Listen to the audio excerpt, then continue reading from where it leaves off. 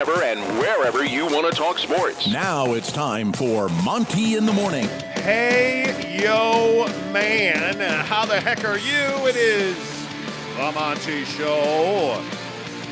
It's March. I know I said it's March. We're like 2 weeks away from St. Patrick's Day. Yeah. I cannot believe that my birthday year has already begun. It's over. No, what do you... It's over. It's always my birthday year, dude. Yeah.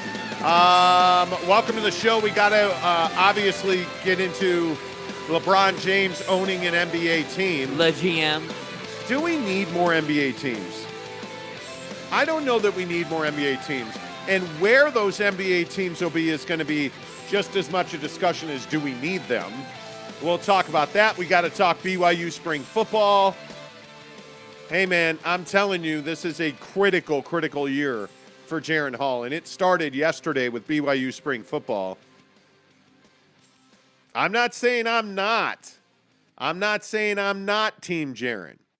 Yeah, you are. You hate Jaren Hall. I'm not saying I'm not Team Jaren. In fact, I think you said that Jacob Conover is the best quarterback BYU's ever seen in its history, right? I'm not saying I'm not Team Jaren. Uh-huh. But Jacob Conover, my God, did you see those abs? I'm going to say this again. I don't know if he has abs or not. Okay. We'll talk a little BYU football coming up. But obviously, we want to talk about you winning a PlayStation 5. Yeah. And it is very simple, friends. This is not difficult. All you have to do to win this unbelievable piece of merchandise is subscribe to the channel. That's all you have to do. Hit subscribe, give us a thumbs up, and you too can win this PlayStation 5. We want to give it to you. As soon as we get to 5,000 subs, we're going to give it to you. That's it. It's that simple. Follow us on TikTok, The Monty Show, MONTY, The Monty Show. And, of course, you also want to buy our merch, right? Because you're a casual. You can get your You're a Casual shirt for $25. DM Jake on Twitter or Instagram. SLC Supercars, SLC Supercars. Without further ado, let's talk Utah Jazz basketball, because it seems like there is a raging debate now that the Jazz men, it's tough. Gentlemen, have won 9 of their last 10 games. And certainly you would think it'd be 10 of 11 after they dismantle the Rockets. That the Jazz are once again one of the best teams in the NBA. Perhaps the best team in the Western Conference. Jake, what's say? Yeah, I don't think they're top 3 in the Western Conference, and the only reason I say that is I look at the top 3 teams, and I just think that they're better. I think they have more talent and they're more capable. So I think the Suns, the Warriors, and the Grizzlies are all better than the Utah Jazz. Now, that said, the Jazz are capable of beating anybody on any night. It should be like, I want you guys to hear me say that. The Jazz are capable of beating any of these teams on any given night. But the reason that I say that I think the Suns, the Warriors, and the Grizzlies are better than the Utah Jazz is because I think those 3 teams in particular have more ways to win basketball games than the Utah Jazz do. I think you look at the Suns, a lot of people yesterday in the show said, well, the Jazz only beat the Suns because Chris Paul was out. X, Y, and Z. I'm not one of those guys. I say that, hey, the Jazz beat the Suns. They beat the Suns team that was put in front of them. The Jazz shouldn't be penalized for that. But when I look at a fully healthy Suns team in a 7-game series in the postseason, let's say, that's obviously a different beast. And that's why I say I think that the Suns are a better team because they've proven their quality. They've proven they're able to beat you in many different ways, inside, outside, fast, slow. They can basically do it all. So that's why I think the Suns are better. The Warriors, I feel like, are a little bit different. The Warriors feel like a team that have sort of come up from the bottom feeder position in the league while Clay was out for 2 years and Wiseman's been out. And it feels like Curry has kind of held them along and strung them along, and now they're back to where they were. You've got both Clay and Steph playing really well. Draymond Green isn't even back yet. And this team is second in the West. So imagine what's going to happen when Draymond Green comes back on fresh legs and they make their playoff run. I think we can all agree they're better than the Utah Jazz. And then, of course, there's the controversial Memphis Grizzlies, which I think is a very close comparison to the Jazz. The reason I give the Grizzlies the edge is because I think they're a tougher team. They're a grittier team. I think they will win the emotional battle in a 7-game series, and I think guys like Desmond Bane are the straw that broke the camel's back, if you will. That guy will break you, in a 7-game series, and I think I think Jaren Jackson Jr.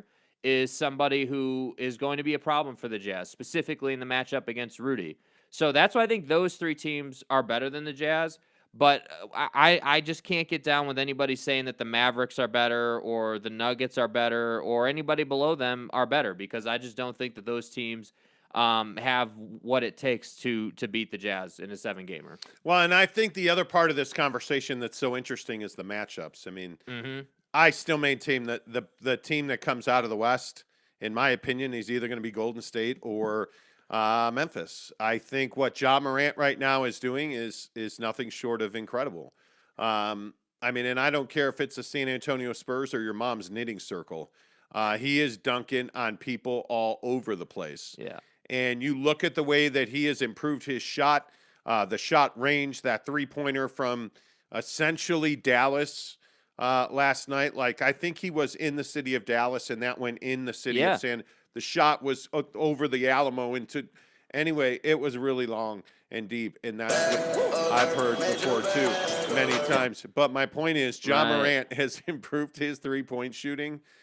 His defense now is, I think he's one of the better defensive point guards in the league. Like, this guy is doing everything.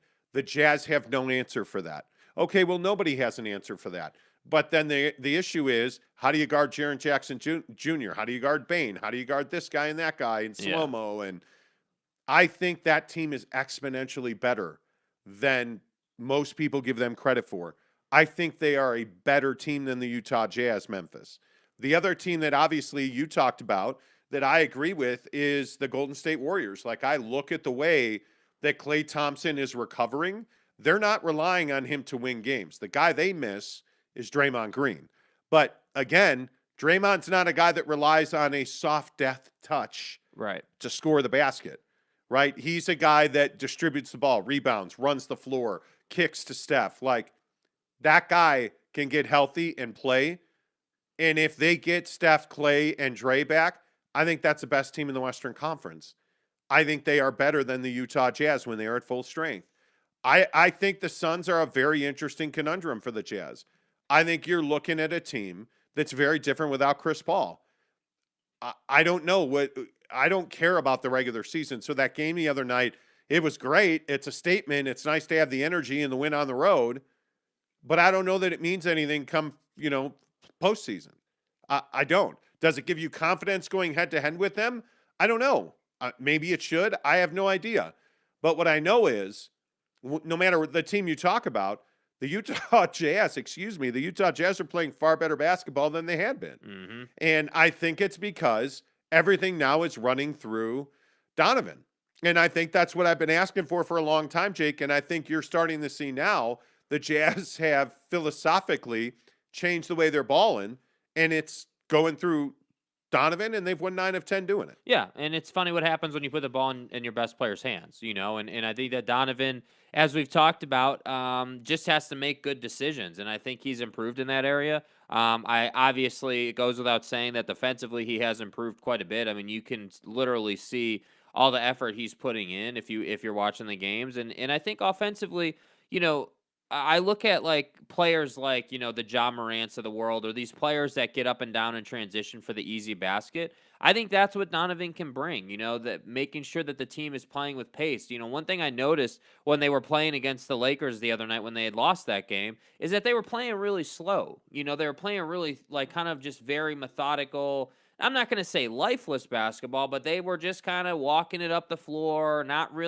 they didn't really feel too energetic in that game. And I think the Jazz best basketball is when they're playing kind of in that frenetic pace where, they don't have to play straight up half court set to set basketball where they can get the transition bucket. Then Rudy can get a block, and then they can get out, and get a nice wide open transition three. And that, that kind of pace is where the Jazz really thrive. And I think when you put the ball in Donovan Mitchell's hand early in the game, I'm talking about, first 5 to 7 possessions, just let him carry the ball up, and get you into a good offensive rhythm, I've noticed that really helps this team kind of get going and get into the flow. Yeah, and I think that the point you make about the pace of play for the Jazz, that to me is really compelling.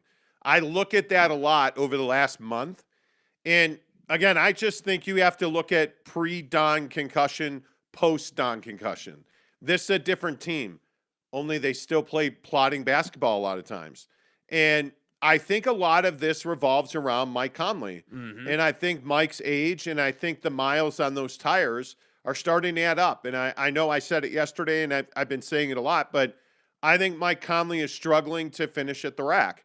Like when you look at him in the paint, that little push floater teardrop layup that has been such an invaluable part of his arsenal has not been there this year. Is that because of age and lift and legs? It could be. But I also think that, you know, their highest, best offense has come when Donovan's on the ball. Mm-hmm. And that's both good and bad. I mean, there are a lot of turnovers that you just wish didn't happen. But I also don't want Jordan Clarkson bringing the ball up. I also don't want Mike Conley playing 40 minutes a night. Right. You know what I mean? Like, Mike is still an elite three-point shooter. He is still an elite passer. But I don't think teams fear him as much as they had previously. And so it'll be interesting to see how some of that plays out. You know, and this is why I look at a guy like Satoransky, who was available, who winds up going back to Washington. Right. I know the Jazz had interest in him. At least that's what I was told. I was surprised that they didn't make a harder run at him. I'm surprised that Jared Butler's not getting developed because I see the decline in Mike Conley, and I think it's been precipitous, and I think it's been a part of the untold story of this team. Right. Yeah. And I wonder if, you know, like maybe this is just not Mike Conley focusing on the season and this is him saving himself for the postseason. I don't know. But what I do know is this team is playing really good basketball, and I don't feel like Mike Conley's like an integral part of their success right now. Yeah, I mean, I think he's integral in certain situations. I think generally speaking, you're right. I think, you know, this game against the Suns, Mike had a nice start to the game where it felt like he had made a couple threes. You know, he obviously was playing pick and roll with Rudy, and so he had made some plays. But I don't think that Mike is an integral part of the team in the sense that, you know, they absolutely have to have him to win games. I mean, hell, the guy was on the bench for most of the closing stretch of the game. I mean, that tells you everything you need to know. But I think what's really interesting on the Jared Butler front is the Daniel House, Royce O'Neal situation, because the Jazz have shown a willingness to give House plenty of minutes now after his contribution. And yes, I know that his contribution obviously has been more impactful than Jared Butler's. I don't think anybody disagrees with that. But I just think the process by which that played out is kind of what you have to do with Jared Butler. Obviously, Jared Butler's not going to take Mike Conley's spot, and I'm not advocating for that. But what I am advocating for is you need to play the guy. You need to, like, he needs minutes. And so now we're at a point in the season where obviously you're kind of in the final stretch, and your priority most likely, if you're Quinn Snyder, is just making sure that, you know, your starting five is healthy and the chemistry is good, and, you know, you're basically just ready to go for the postseason. Because at this point, again, as we detailed yesterday and last week, you're going to be in the 4 seed unless you just have some terrible collapse, let's say, and you lose like 10 of your next, you know, 15 or or something. if Memphis fell apart or something like that. Yeah, I mean, there would have to be some kind of crazy swing for the Jazz not to be in the 4 seed one way or the other. You know, point is that that's likely where you're going to be, and they know that. So, unfortunately, their priority is going to be getting ready for the postseason and making a run. But I'm telling you, the priority should be getting Jared Butler minutes and continuing to develop him while you do that. And I just don't think that's the case. Yeah, and I know we talk about that particular topic a lot. It is stunning to me that Jared Butler has not gotten more minutes. Like, it's... And I would think it would help their case, too, to get back to the original question we're asking, which is, are the Jazz a top 3 team in the Western Conference in the NBA? I think if you had a consistent contributor in Jared Butler, even if it was only for 10 minutes a night, again, it needs to be said, we're not advocating for Jared to play 30 minutes a night. We're not advocating for him to step into Jordan Clarkson's role. Right. We're just saying, hey, a guy that can spell Mike Conley for 10, maybe 15 minutes a night. But Jake, think about it against Memphis. Ja Morant's wearing your ass out. Yeah. Like it just didn't. Mike Conley can't stay with Ja Morant. Not many Exactly. can, but I'm telling you that if there was going to be somebody who could, I think Jared Butler's athleticism and quickness as a young guy, he's got life in his legs because he's young, could potentially, make Ja Morant's life a little more difficult. Well, and let's be honest about it. I think when you're looking forward and you're projecting, I'm a big matchup guy, right? So if I'm looking forward, how do the Jazz defend a Ja Morant? Because there's so much that happens when he's bringing the ball up and his hair's on fire and he's sprinting down the floor and he gets into the paint. He's either going to dunk on you or somebody's shooting an open three. Yeah. And one of the things that the Jazz really struggle with defensively, in my opinion, is they overcorrect. They overhelp on defense. And I think what you see is guys like, Buckets O'Bench wind up. I have to. It's one of the greatest things you've ever said. I think when you look at a guy like Royce O'Neal, he overhelps. He overhelps defensively. You look at Bojan Bogdanovic. How many times have we seen Bogey in no man's land defensively? Bojan. Not helping, but not defending. Yeah. Like, oh, I'm going to help. Well, maybe I won't. Oh, don't get dunked on. Okay, I'm out. Bojan Bogdanovic. Right? Like, you're just like, okay. Yeah. Like, you don't want to get purtled by Ja Morant. Right. I said purtled. Yeah, he got hurdled. Anyway, Right. The point is, like, that matchup terrifies me. The Phoenix matchup really worries me because I think the Jazz have shown they struggle against teams in the mid-range. Like, when you have an elite mid-range team, I think it's something that the Jazz don't have the physical bodies to compete against elite mid-range teams. Yeah. I mean, you can tell guys to press out, to press out to the three-point line. You can tell guys to do that. That's one way to do it.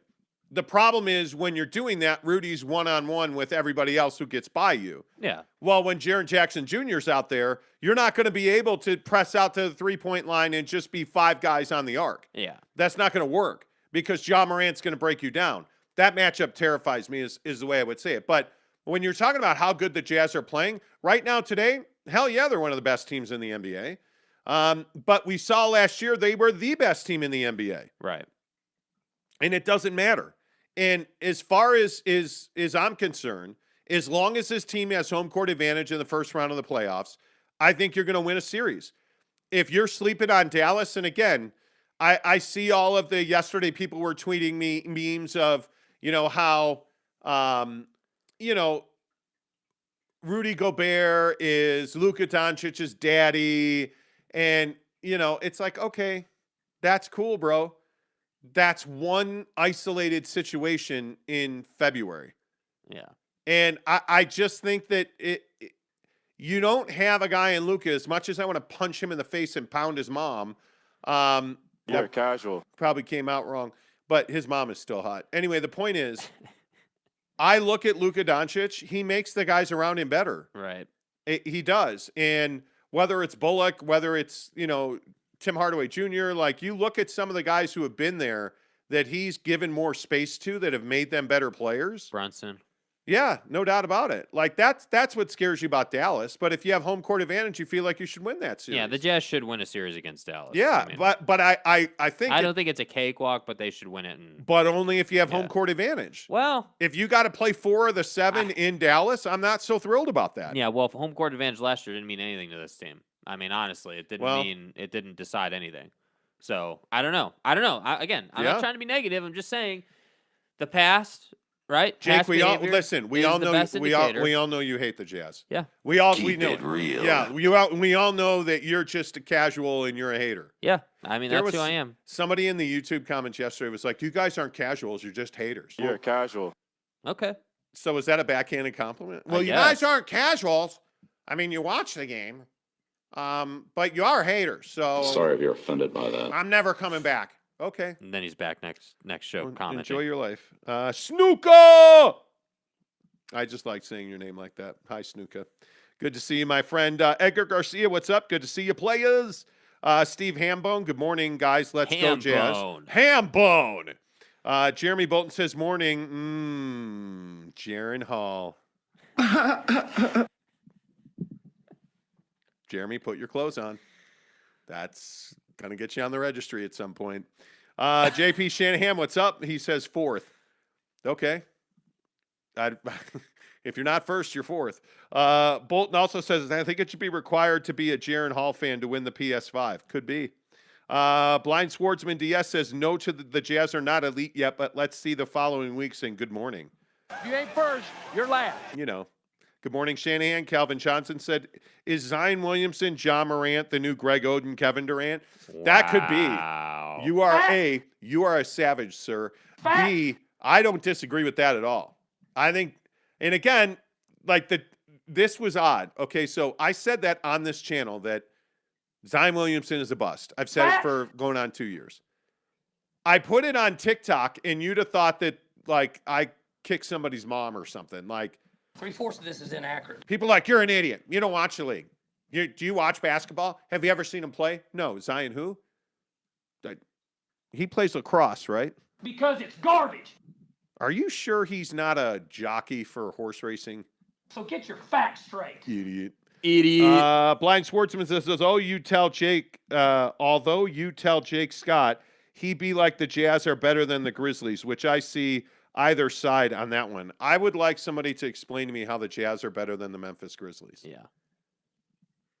With all due respect to Jake Scott, A, he works for the team. I'm not sure what you would expect him to say. B, there's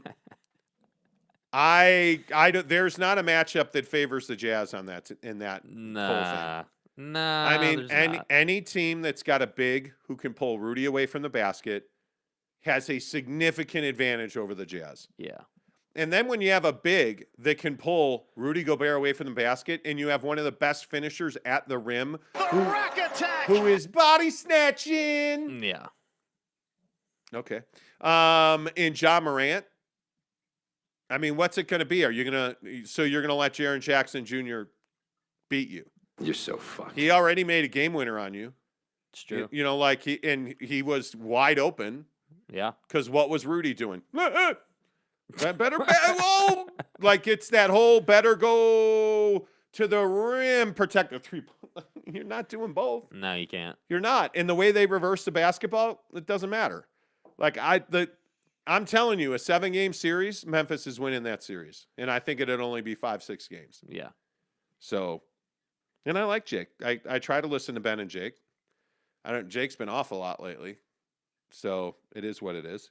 Shanahan says, I'm actually on time. You don't think Phoenix has a chance to win the West? Obviously I'm a Book fan. I think me? What? I mean, my Jaren Hall is Devin Booker. See, that's a right. to Jeremy Bolton reference. Right. No. Your Jaren Hall is Devin Booker. Right. Okay. Yeah. We got it. Yep. I don't know. It'll be interesting. Is Chris Paul healthy, or does he have 2 broken hands again? Or did he pick his groin up off the floor in Houston from 5 years ago? Water's wet. And Chris Paul's hurt in the playoffs. I think that's HIPAA. It just is what it is, right? Yeah. So I don't know. I think that the fatal flaw in Phoenix is that they are very reliant on Chris Paul to be elite. And I understand it. He creates space for everybody, and he's an excellent passer, excellent ball handler, really crafty, pretty savage. He'll pick up 5 extra fouls on dudes during a game, and all of a sudden you're in the penalty. And when he's not there, Devin Booker's got to bring the ball up, and they're not as good without Chris Paul. So, yep. I don't know. Tell me if Chris Paul's is healthy. That's what does. Darrell King, good morning to you, friend. He says, Jazz probably a second-round exit again. Bring Karl Malone back. I think Carl's out looking for all the children. Never mind. I'm not going to go there. What? It's not my fault. Wow, dude. Hey, man. Dak, he's an assassin. He makes babies very well. JP Shanahan says 10-day contract. Anyone? They should sign me. Darren Sproul. Darren Sproles? Did you know Darren Sproles listens to the show? Who the fuck are you? Yeah. Dallin says Mike Conley. My neighbor's name is Dallin. Are you Dallin Levitt? I'm unfocused. Yeah. Dallin says Mike Conley as well as Bogdanovich being role players when he needs to be more. They need more than just Don on offense. That's frustrating with Bag Snatchovich is that Bag Snatchovich. I haven't gotten a break out of Bojan Bag Snatchovich in Bro. a long time. Bojan Bogdanovic. Bojan Bogdanovic needs to be a 20-point-a-night guy, and he's not. And in big games, he tends to be that 11, 12, 13-point guy. And some part of me wonders why they don't feature him. Well, I know why they don't feature him, and it's because they don't run offense. Right. A lot of times when the game is tight or the game's on the line, it's okay, hey, give Don the ball, and by the way, here's your ticket. Have a seat and watch him. Here's play what's going to ball. happen, Tonto. You're going to get out of the way, Yeah. right? Like, that's what this is. Somebody's going to come set a screen, and Don's going to get into the paint. Which I just don't understand because that is not elite level basketball. I mean, pick certainly and not. roll. Pick and roll is it's as old as the game is itself, and I think that the bogey issue is the problem is it's not his own doing. He's one of the few players on the team where I can honestly say if you were to give him more opportunities, I think he would make them. But the problem is one game you're giving him like 5 shots, and the next game you give him like 15, and there's no consistency. Well, and it's because he can't create his own shot. Bojan Bogdanovic is reliant on reversal. He's relying on drive and kick. And what do we always say on this team? Too often, the drive and kick game goes away. Too often, there isn't this ability to create offense by running sets because the Jazz don't run sets. Which I don't understand, by the way. So it is at times it's paralyzing to this team because I agree, Dalen. I think they become very much Don and everybody else, as we like It's to say easy on this to show. defend. That's the thing. It's not difficult to defend that when this team goes that route. And Donovan is, and I think this summer he'll take a huge step forward, but he needs to become the guy where if you pick him up at 3/4 court, he is going to ball handle around you. Right now, he's going to give up the basketball. Right. And they have to figure out, and this is why, again, not to be redundant, but this is why Mike Conley's so important to be healthy. They need Mike to bring the ball up and put Donovan in a position where it's more difficult to double him. Because it's not hard to double him in the backcourt. We saw that a couple of years ago in the bubble against Denver when he gave the ball up. Yeah. Right? So it's just one of these things where the Jazz are just 2-3 guys short of being championship caliber. And we'll see what Danny does over the summer. I would like to think that he would make changes. John Jackson, what's up? Good to see you, dude. Do you think Mitchell does better as a point guard or a shooting guard? I don't think there's any doubt he does better not bringing the ball up. Yes. I also don't like putting guys into, like the cough was gone. And it's so frustrating. I woke up last night. I went to bed. I got to bed on time, about 9:30. Woke up at 10:50 with a coughing fit. And it's just freaking frustrating. Yeah. This little cough that could. Anyway. Little cough that could. And does. I think Don's better off the ball as a shooting guard if you want to pigeonhole guys. I think the best scorers in the league need to be off the ball because that's how they get to their spots. I mean, you notice that a lot of times, Book doesn't, like when Chris Paul's healthy, Book doesn't bring the ball up. When the Bulls are their best, DeMar DeRozan's not bringing the ball up. When the Nets are their best and everyone's healthy, KD's not bringing the ball up. Your best scorers need to be off the ball so they can get that, so they can get lost in the paint and then get back out to the perimeter and get that open look. But that also speaks to the point that the Jazz don't run offense. Yeah. Like I look at Devin Booker, and I think that's a great point. Devin Booker loves to be, free throw line extended. Standing at the 3-point line, Paul will bring the ball up either middle or offset to the opposite side, and Booker just runs that little curl, and Paul will get him the ball, and Devin's either going to shoot a 3 or get to his mid-range. And a lot of times what they do out of that set is give the ball to Booker, he penetrates and kicks to the corner to Mikal Bridges, who shoots a 3. It gives them options. It gives them versatility. The Jazz don't have that because they don't run offense. Right. They don't run sets like that. And I think it's one of the things that I'd really like to see them change. To your point, and what I said earlier was, hey, give Donovan Mitchell the best opportunity to impact the game. Yeah. Allow him to get to the spot where he is comfortable. And right now, I think too often he's comfortable shooting, long-range threes, which, God bless his hands. I mean, it's going in. Yeah. But it's not reliable. I think there's a lot. I don't want him shooting 30% shots. I want them shooting 60, 70, 80% shots. Well, it's you were watching the Bulls game last night, and we were kind of talking about how DeMar, basically has his spots on the floor where he operates, which is essentially the free throw line elbow to elbow. And you notice that the Bulls make a concerted effort to get him the ball in those areas. And that's what I think running sets and really running a true offense could do for this team. Because again, we've talked ad nauseum on the show about how the Jazz lack some athleticism. Guys like Bogey are never going to be accused of being the most athletic guy in the NBA, And so knowing that that's the case, why wouldn't you run offense to accommodate that? And that's the thing. That would be, for all, because I know we have a lot of people who are like, well, Quinn doesn't make adjustments and they need to move on from Quinn, blah, blah, blah. So for the people who hate on Quinn, like that would be my complaint. Why don't we run more sets? Why don't we get guys in positions where the opportunity for them to be successful is higher? That's what we should be doing in this offense. Yeah, I don't disagree with that. Okay, correction time. Okay, here we go. Darrell King Uh-huh. says, not sure why my parents spelled my name like that, but it's pronounced Daryl. Keep it real. Love y'all. Sorry, Daryl. I'm a terrible person. Now, let me ask you this. Is it 2 R's and 1 L or 1 R and 2 L's? No, it's 2 R's and 2 L's and 2 E's. Damn. Derrell. Well, That's Darrell. sorry, buddy. But Daryl. Sorry, dude. No, it's Daryl, and Daryl. Let's settle this right now. Yeah. Let's settle this right now. It's Daryl. Frank H. says Golden State seems to have fallen from grace. Memphis, Utah, Phoenix are the real contenders. Right now, today, I'd agree with that. I think that the Dubs are missing. Draymond Green is one of the most underrated players in the league. But to tell you his impact, Utah Jazz fans have been obsessing about him for 2 weeks now. He ain't even played a game. Yeah. That's Draymond Green's impact. Like, he's in your head, man. Remember when Joe Ingles was in Paul George's head last year in the playoffs?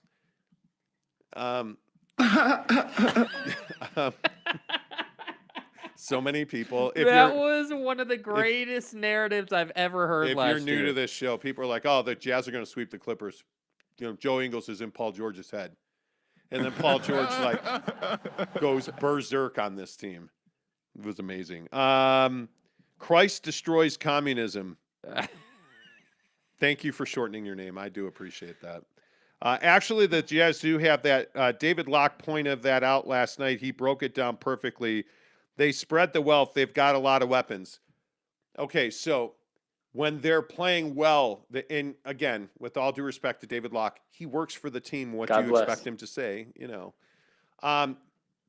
David Locke leaves out the part where when the Jazz are playing good, they're the best team in the NBA. So he will just say, oh, man, the Jazz are the best team in the NBA.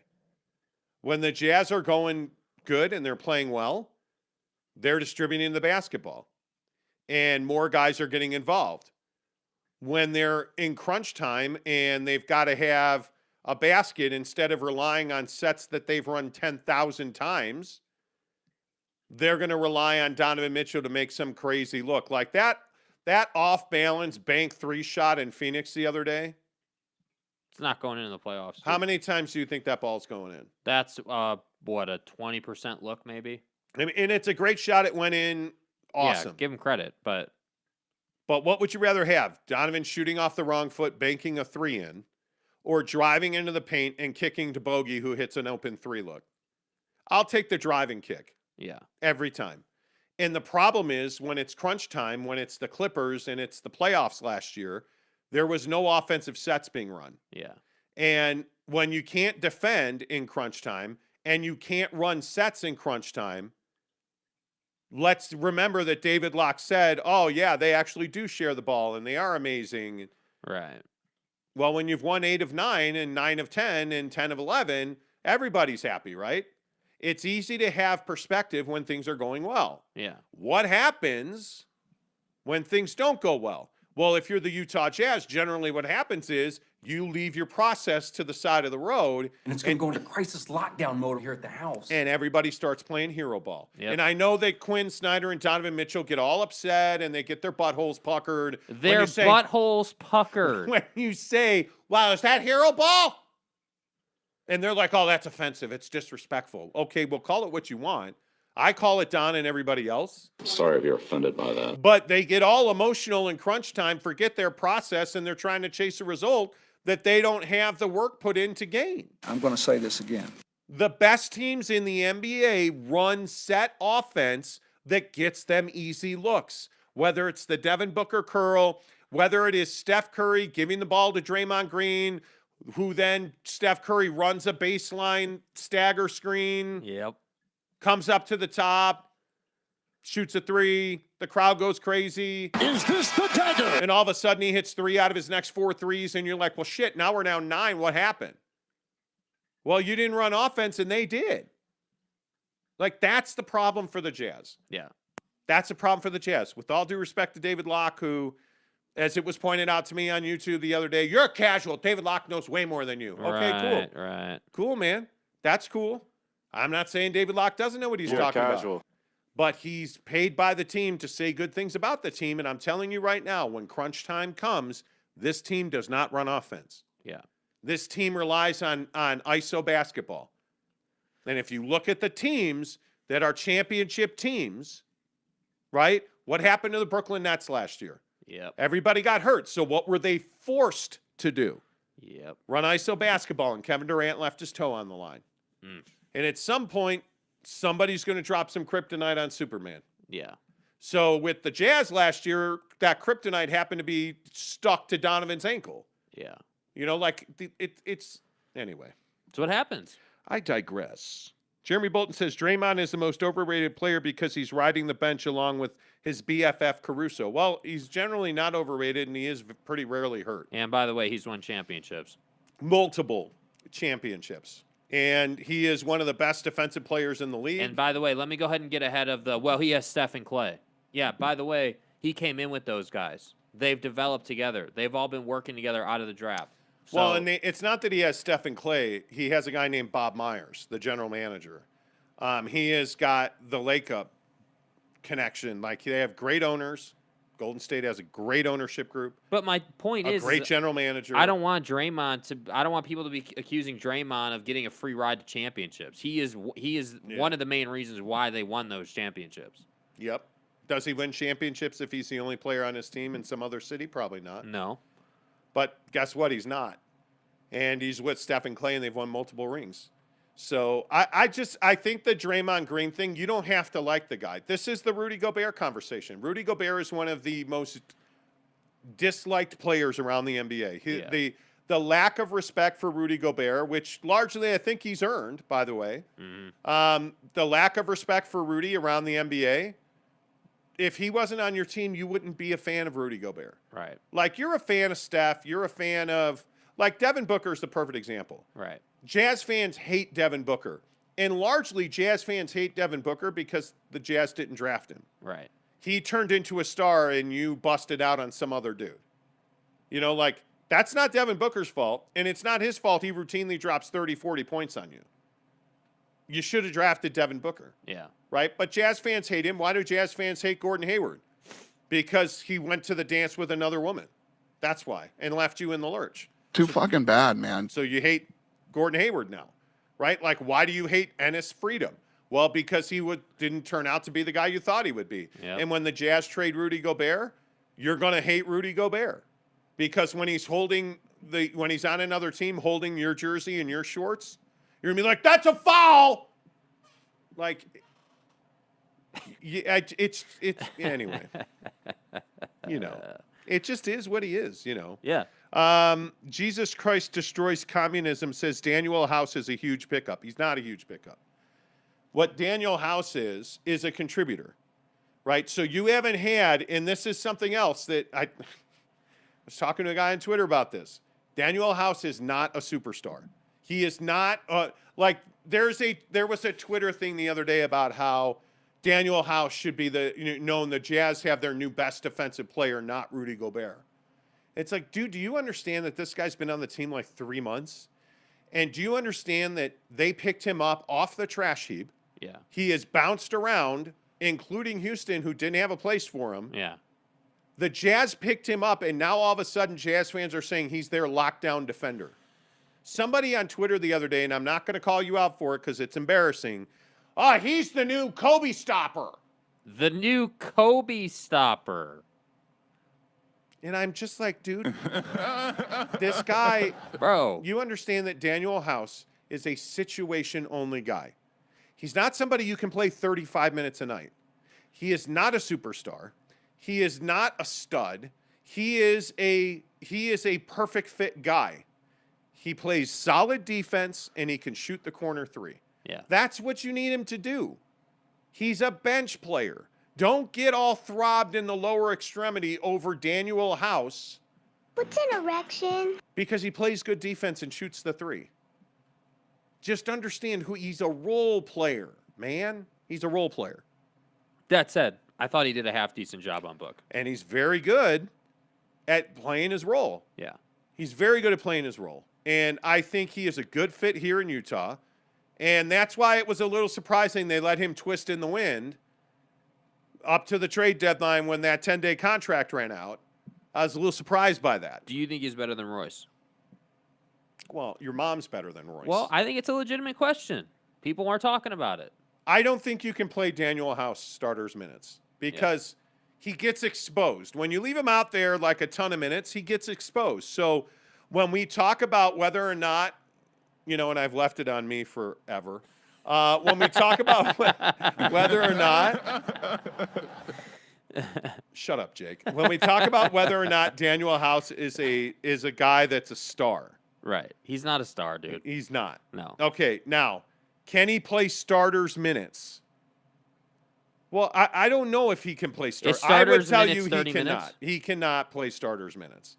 I look at the other day he played 22 minutes. Perfect. It's great. Yeah. So I would say 20 minutes is the perfect number for him. I will say I do want him in there against their best player in crunch time. I do want him I want to bring him off the bench rested and fully ready to play a really robust 5 to 7 minutes to try to stop somebody. I don't disagree with that. I mean, I looking at his game log, you just have to look at the numbers. I think here's what I think excites Jazz fans when they look at this guy.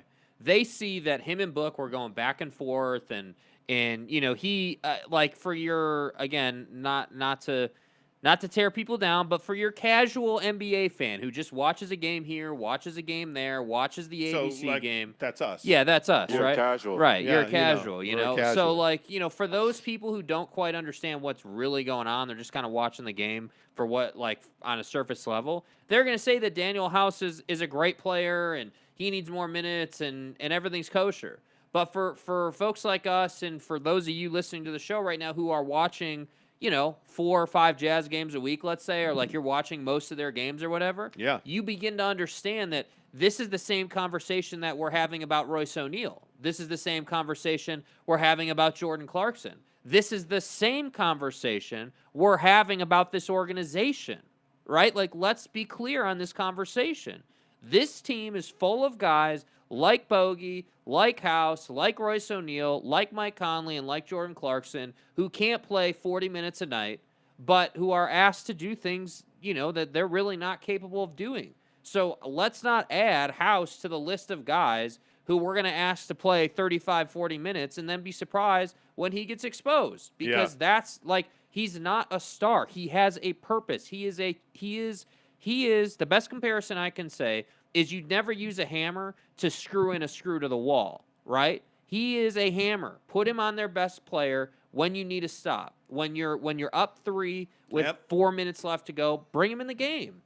That's what his purpose is. This is a guy, I'm telling you, this is a guy that plays 20 minutes a night. And there's nothing wrong with that. It should not be taken as, wow, you guys are hating on this guy. We're not hating on this guy. We're being logical and we're being honest about what his highest and best use is. There's a reason. Listen, if everybody could play 40 minutes a night in the NBA, we wouldn't have appreciation for guys like LeBron and Steph and KD, these guys who are superstars. Not everybody is cut out to be the 40-minute-a-night guy. Yeah. I think when you look at Daniel House and you start to understand, where is his highest best use? I would tell you that he's a guy that can pick you up half court, and he's a guy who can defend you with tenacity.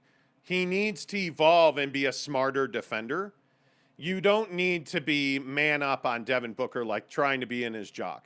You're gonna get a foul called on you. Devin Booker has picked up the savvy skill from Chris Paul of favoring the official to blow the whistle. Yeah, doing things to get the official to blow the whistle. Yes, and what I would tell you is, which is absolutely a skill. That is not his fault.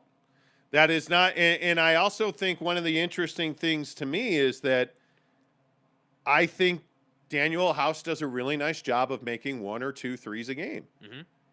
Big moment threes. And those are things that Royce O'Neal cannot do. Timely threes. Royce O'Neal would rather pass the 3 than shoot in the clutch. We've seen that. To the point where he won't shoot. There's 2 seconds on the shot clock. He doesn't know or doesn't care because he's going to pass it either way. Yeah. So that to me is the bigger issue. And when you talk about having him out there instead of Royce, well, yeah, absolutely. I'd rather have him out there instead of Royce. I mean, but I look at the somebody's asked me about the 2015 draft. What does the 2015 draft have to do with the price of tea in China? They drafted Trey Lyles instead of Devin Booker. Okay, cool. They drafted Trey Lyles at 12. I'm not trying to be an asshole here. What does this have to do with anything? Why people hate Devin Booker? I mean Jazz fans hate Devin Booker. This is as old as time, dude. Jazz fans hate Devin Booker because the front office of the Utah Jazz didn't draft him. That's why they hate him, and he worked out. I mean, this is not complicated. We don't need to go and look at, with all due respect, we don't need to go and look at who was drafted where and X, Y, and Z and who traded what. It's very simple. You passed on Devin Booker for Trey Lyles, and Devin Booker turned into a perennial all-star, and basically at this point, he's working on being a superstar in the league. Like, it's that simple. So I don't blame you for hating Book. I mean, he plays for the Suns, who are basically your biggest rival at this point. I get it. He's the villain. I understand. Yep. But at the same time, let's not sit here and tear the guy down because you don't like him. Again, I think your point about when they trade Rudy, Jazz fans hating on him, that's going to happen. That's going to happen. With all due respect, that is what the fan base will do. So all of this to say, just be realistic. That's what you get on this show. We've been telling you that about many different things as far as this team is concerned. Be realistic about who these guys are. Yeah, and I agree with Forrest G, who says, best thing about Daniel House, and by the way, it's Daniel, U-E-L. It's not Daniel. You're casual. Daniel. Is he comes in when Royce goes out. Give us extended perimeter defense, something we didn't have with Jingle Joe. When he brings energy. That's the thing, and that's the biggest difference that I don't hear Absolutely. people talking about between him and Royce. It's not just that they're basically the same player, that they play D and they shoot the 3. It's how they go about playing that defense. Because I can tell you, based on that matchup with Devin Booker, I agree he should not have been in Devin Booker's grill. He picked up a couple of silly fouls, and he'll make that adjustment. But what I'm specifically talking about is his ability to stay with Book or guys like Book when they drive to the paint. Because if he can stay with Book and be right there on his hip as he goes up, Rudy can help in other ways. And that's what this team doesn't have and needs more of. And that's why I think, in my opinion, he's better than Royce. Because Royce has shown repeatedly, as this season has aged on, that he has lost a step. And I'm not trying to hate on Royce, but guys go by him pretty easy.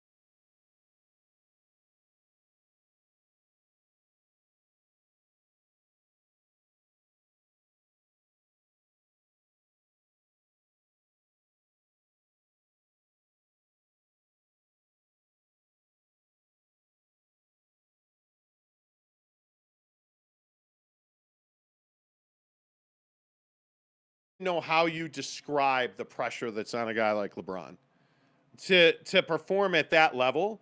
I think it's very difficult to have that kind of expectation. I think it's very difficult to, just be able to say, hey, I'm LeBron James. I was a great player. Of course I'll be a great owner. Yeah. Because Magic Johnson was terrible at it. Isaiah Thomas was terrible at it.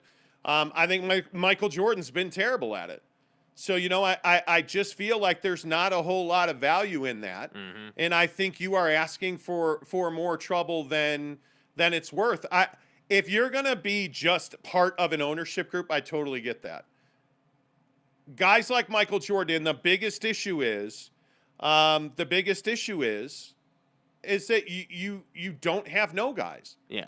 And I think you're starting to see, the signs of positivity in Charlotte with Michael Jordan in the Hornets. I think obviously LaMelo was transformative. But for how them. long did that take, if you think about it? A decade. Right? You look at the Washington experiment, it was a complete failure. You look at, and I think Magic Johnson's probably the best example of this. Yeah. Because I can only think of one guy who's had some modicum of success as a star going to the bench. But Magic Johnson has been nothing but a failure with the Lakers. Right. Obviously the Dodgers won a world championship under his ownership group, so you can't say that. But I look at Larry Bird. He's the only guy that's really seen big success as one of the iconic players of his generation. I don't think it's easy to do it all. Listen, the Paul George Pacers were incredible. Okay? They were incredible. That team that he put together was beating LeBron's Miami Heat team. Yeah. Ultimately, they lose. But let's not forget the Paul George posterizing dunk on Birdman in the playoffs. Those moments were huge. So, yeah, does this make sense for LeBron? I don't know what other route he would go. Yeah, He already has so much happening off the floor that inevitably when he does retire, he's not going to want to be out of the league entirely. He's going to be involved in basketball for the rest of his life in some capacity. And I think, what better way to start your post-basketball legacy than to own a team? Yeah. What better way? And by the way, he's got the money to do it. I hope everybody realizes that. He has the money. Yeah. Brylark says, what about Jerry West? Well, I think Jerry West was a different era, though. And I think Jerry hasn't been an owner. I think Jerry West has been a great front office guy, absolutely. But I think he was also from a very different era. I think it's going to be very difficult for LeBron. He already struggles with the expectations he puts on other guys. Mm-hmm. So, which is ultimately the issue, and that's why I think that Kobe never really got into owning a team. Kobe was more about entrepreneurial stuff and teaching people how to play, and and Hollywood, and we've seen LeBron kind of get into that. Not so much to teaching people how to play, but production in the shop and Space Jam, and which, by the way, that was an embarrassment in and of itself. I just think that you're not a Space Jam fan. No. Space Jam is Michael Jordan, not LeBron James. Has LeBron James been a good businessman? Yeah, I think overall, yeah. If being a good businessman is making money, yeah. I think, though, the question remains, what is his legacy going to be? That's what I think is still...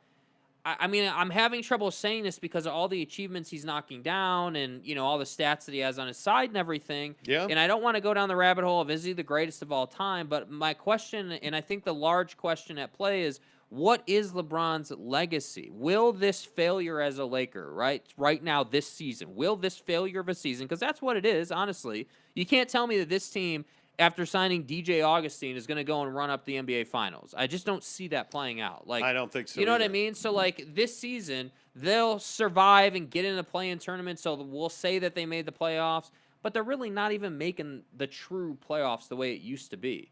So my question is, you've been to the finals a gazillion times, which is greatness in and of itself, but you haven't won a gazillion rings, and you're on this Laker team, and it's rough right now. What will people remember you as? I don't know. I think LeBron's one of the greatest players ever, but I also think that LeBron has failed massively in the social circle.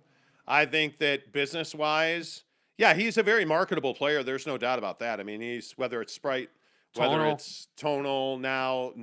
I mean, I think Nike has been.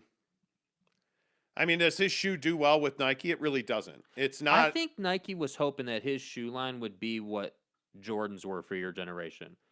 And it just hasn't worked out because that way. he hasn't resonated across generations. LeBron, for everything that LeBron is as a player, I think he has just been a pretty average spokesperson. He's been, because he won't put himself out in front of. Bless your soul. We are having a great show. He won't put himself out in front of things like Black Lives Matter. He won't put himself out in the biggest moments in time.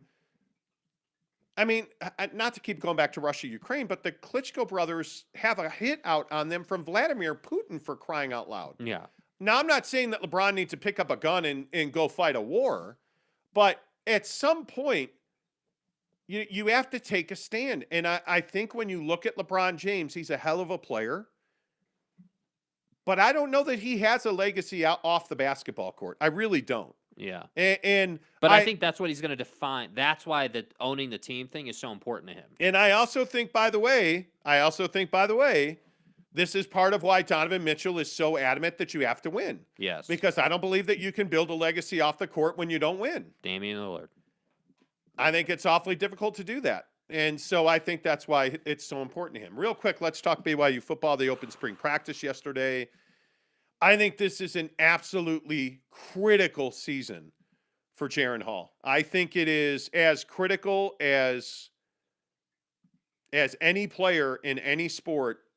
Why? In college athletics, because I think Jaren Hall's upside is incredible.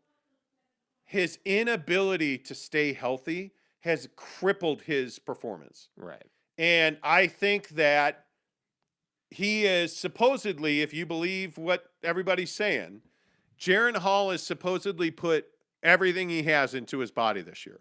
Get your lazy ass in the gym. He is, yeah. I mean, he has really worked on being durable and staying healthy. And I think this is a very critical season for his speaking of legacies, legacy as a BYU quarterback. I think he is really dynamic. I think he has a chance by the time he's done playing in Provo to be the best dual threat quarterback they've ever had.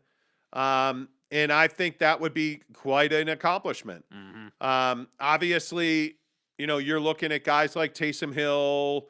I think he has a chance to be the best dual threat quarterback they've ever had. And he's not probably going to go, number 2 in the draft like Zach Wilson did, but he really has a chance to do some special things at BYU. He's got to be on the field to do that. And when he's on the field, he's got to be healthy. You can't have a 3-game stretch like he had this year where he just wasn't fully capable. So I think this is a huge moment in time for Jaren Hall. Yeah, I think ultimately it comes down to the choices he makes on the field. If I'm being completely, brutally honest, like I think he can lift all the weight he wants to. He's never going to be durable enough to take a hit from a 250-pound linebacker running at full speed. No quarterback is. And yeah, maybe not. And I think that Jaren, I agree, Jaren is a special talent. But again, in football, because of the physicality and the brunt force that game is played with, you have to make better decisions. I mean, this isn't the first time that we're talking about mobile quarterbacks at the college level or in the NFL, making better decisions. I mean, look no further than RG3 in his time. He made poor decisions. He did not last. And that's what Jaren Hall has to understand. And furthermore, that's why I think the recruiting that's gone on in this offseason is going to allow him to make better decisions. Yes. And I think that it would be a real shame for Jaren Hall to put in all this work in the offseason, all the strength training, all the conditioning, healing the body, to go out and try to take that hit for that first down in a big moment. Like, step out, right? Don't get hit in the open field. Take the 3 yards instead of trying to get 5. Like, that's a development that needs to happen. Yeah, I think that this season is make or break for Jaren Hall. I really do. Because there's nobody else. He is the guy. He is the number one. He is not competing for the job this year. He's the number one. Yeah. And he needs to dominate from the first snap of spring all the way through bowl season. And if you're Conover sitting in the background, I would be ready to play. I would be like, obviously he's going to be ready to play, but like for just him as a guy, as a dude, as a football player, like, don't just embrace the role of being a number 2.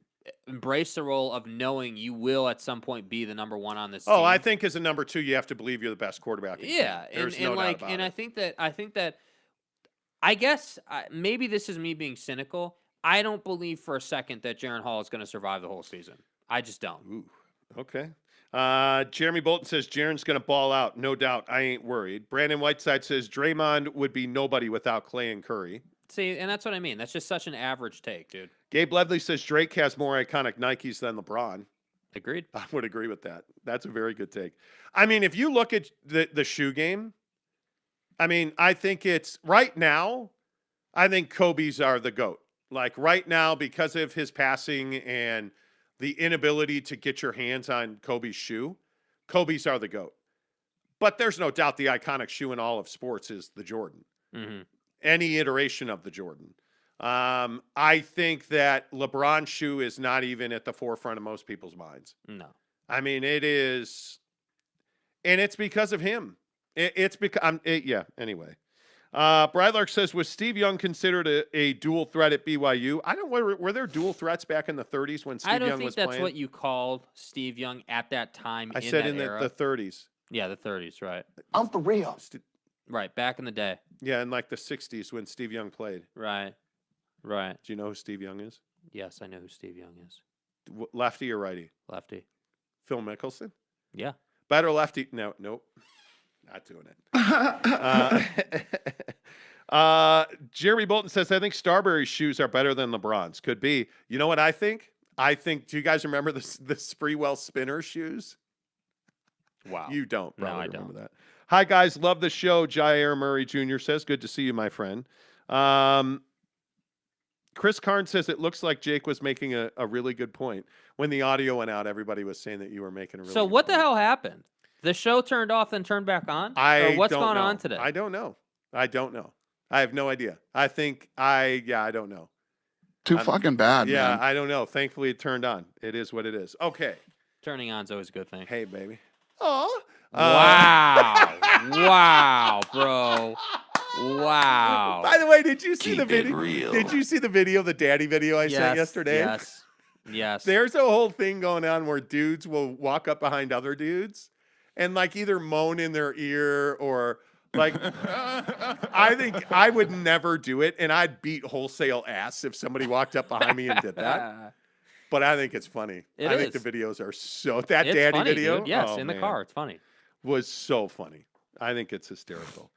You guys are absolute legends. I know, and we're good looking too. Buckets O bench. That's all I have to say. Jeremy Bolton says Spreewells. Yes, that's right.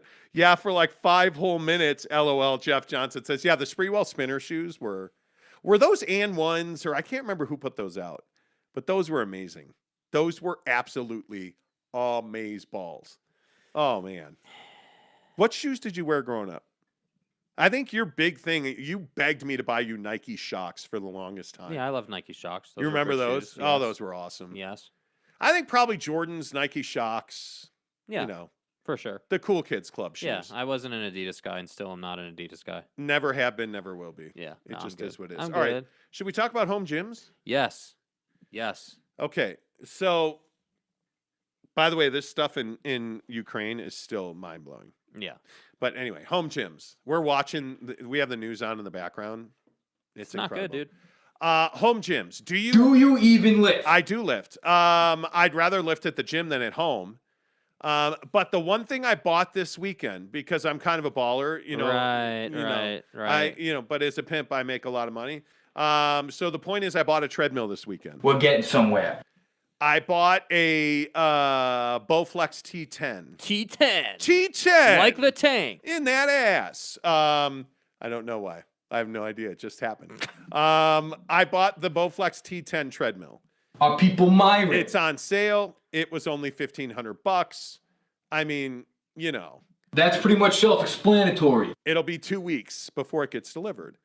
And the reason I bought it is because I'm trying to kick up my cardio. Right. I'm doing summer shred Right.